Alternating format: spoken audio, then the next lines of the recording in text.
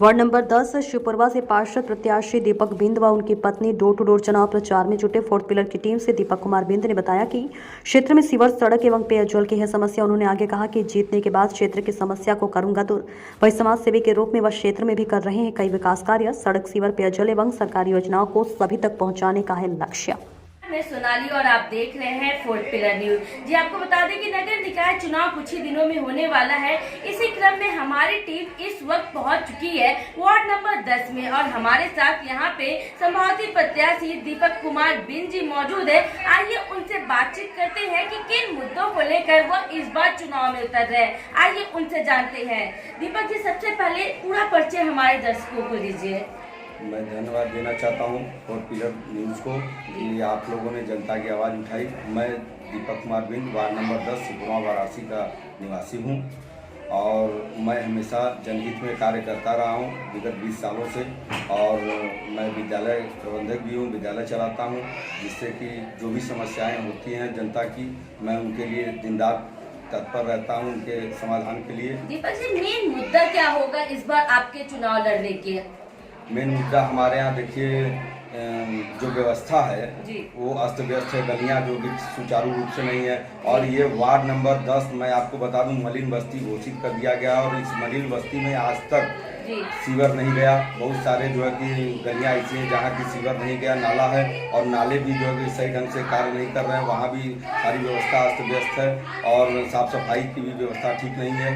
जबकि दीपक के लिए अंधेरा कहा जाता है, क्योंकि नगर निगम बगल में है, लेकिन नगर निगम बगल में होने के कारण भी यहाँ पे आज तक जो है कि सीवर नहीं गया, नाला जो कि चारों तरफ है। और दुर्भाग्य की बात है कि हम लोग आज तक देश आज़ादी के बाद भी अभी तक जो है क्षेत्र जो है सीवर नहीं गया, नाला ही नाला चारों तरफ दिखाई देगा आपको।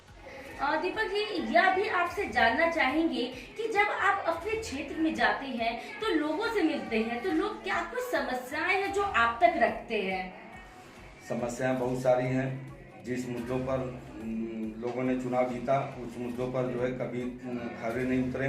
लोग बताते हैं कि यहाँ की नालियाँ जो कि आज तक जो कि स्वच्छ नहीं हुई और गलियाँ आज तक जो है कि रास्ते जो कि अच्छे नहीं हैं। और उसके साथ साथ जो अधिकार जनता का है उस अधिकार से वंचित हैं और उनको पेंशन भी नहीं मिल पा रहा है और उनको जो सरकारी सुविधा मुहैया कराना चाहिए था वो सुविधा जो है जनता तक जो कि पहुंच नहीं पाती है। जी, क्योंकि हमने भी आपके क्षेत्र में घूमा है, कुछ लोगों से बातचीत की है।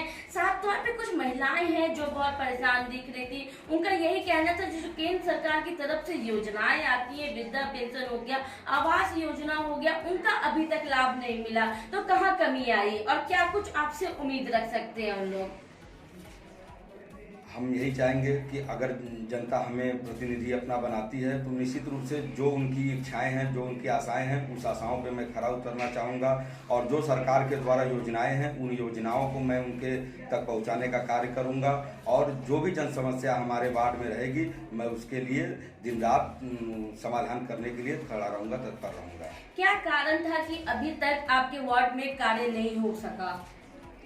उसका कारण यही है कि यहाँ की जनता जो उनसे इच्छा की, अपील की कि नहीं हम जो कि चुनाव जिताकर उनको जो है कार्य कराएंगे, वो हमारे जो क्षेत्रीय पार्षद हैं क्षेत्रों में भी कम दिखाई देते हैं। और उसके बाद जो है तमाम जो है लोग शिकायत करते हैं। तमाम गलियाँ जो कि अभी तक नहीं बनी हैं, जो कि बन जाना चाहिए था। वो पहले कहते थे कि हमारी सरकार नहीं है, आज उनकी सरकार है, फिर भी बहुत सारी शिवपुरवा की गलियाँ ऐसी हैं जो नहीं बनी।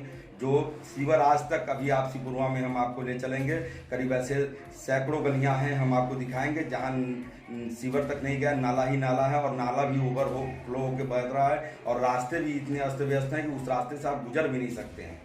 इस तरीके की बहुत सारी समस्याएं हैं शिवपुरवा वार्ड में। और अगर हमें जनता प्रतिनिधि अपना चुनता है तो निश्चित रूप से मैं आपको बता दूं कि उन सारी समस्याओं का मैं समाधान करूंगा।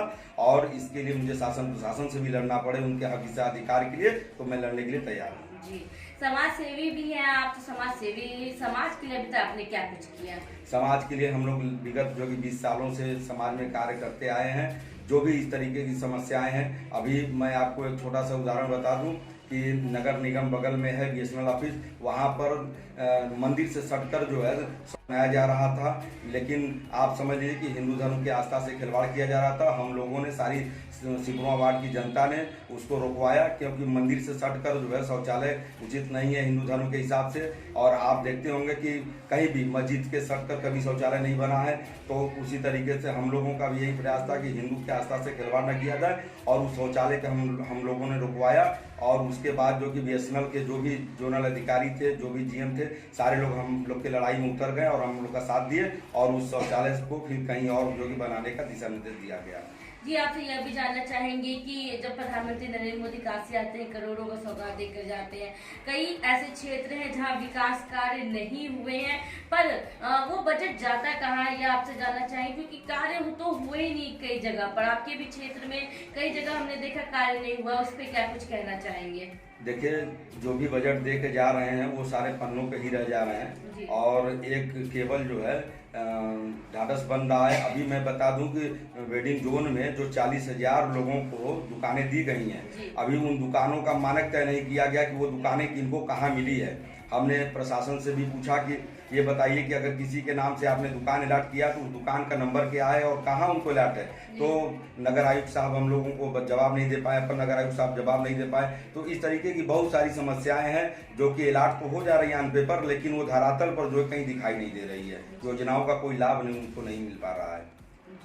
जी, ये भी आपको बताना भी चाहेंगे कि जनता तो यहाँ के आपकी क्षेत्रवासी जो है वो कई समस्याओं से जूझ रहे हैं, ठीक है, तो आप क्या कुछ उनसे वोट अपील करना चाहेंगे? आप मैं यही कहूँगा कि अगर वो मुझे अपना जनप्रतिनिधि चुनेंगे तो निश्चित रूप से उनकी जो भी समस्याएं हैं, जो भी उनके लिए योजनाएं हैं, मैं सारी योजनाओं को उनको दिलाऊंगा और उनके लिए तन मन धन और दिन रात खड़ा रहूंगा, ताकि हमारे क्षेत्र की जो भी जनता है, जैसे कहा गया है कि रामराज, तो वास्तव में रामराज रहा होगा, तो जो भी जनता उस समय संतुष्ट रही होगी, तो उसी जो है कि तहत पे हम लोग कार्य करेंगे। हम लोग भारतीय जो है कि लोग हैं, और निश्चित रूप से कोई भी ऐसा कार्य नहीं करेंगे जिसके आस्था से खिलवाड़ हो, और हम लोग सारे लोगों को लेकर चलेंगे, चाहे हिंदू मुस्लिम सिख ईसाई कोई भी हो, सारे लोगों को समरसता और समभाव का पाठ हम लोग पढ़ाते हैं। और मैं यही चाहूँगा कि वो सारे लोग जो हैं एक छत्र में, हम लोग भारतीय हैं तो एक साथ रहें, क्योंकि हमारे जो वार्ड है, हमारा वार्ड हिंदू मुस्लिम सिख ईसाई सारे भाइयों का है, और सारे हमारे वोटर भी हैं, तो हम सबके लिए कार्य कर लेंगे। और हमारा यही कार्य का अगला जो है रणनीति होगा कि कार्य में सबके लिए समान भाव से देखूंगा, समान भाव से मैं कार्य करूंगा। जी, धन्यवाद। आप देख सकते हैं कि अभी हम दीपक कुमार बिन से बात करते हैं कि अभी हम दीपक कुमार बिन से बात कर रहे थे। वार्ड नंबर 10 के ये प्रत्याशी हैं, पार्षद प्रत्याशी। साफ तौर पे उनका यही कहना था कि जिस तरह से वो 20 साल से समाज सेवी के रूप में काम कर रहे हैं, उसी तरह से वो पार्षद बनने के बाद भी आगे कार्य करते रहेंगे। अपने क्षेत्र के लोगों से उन्होंने अपील की है कि जब तक वो उनका सहयोग ना करेंगे, वो उसके आगे वो पूरा कार्य क्षेत्र का नहीं कर पाएंगे, तो उनका सहयोग करना बनेगा, और जिसके उनके सहयोग के बाद ही वह क्षेत्र का पूरा कार्य कर पाएंगे। जो भी समस्याएं हैं उसका जल्द से जल्द निवारण कर पाएंगे। कैमरा पर्सन जितेंद्र के साथ सोनाली पाटवा, 4th पिलर न्यूज।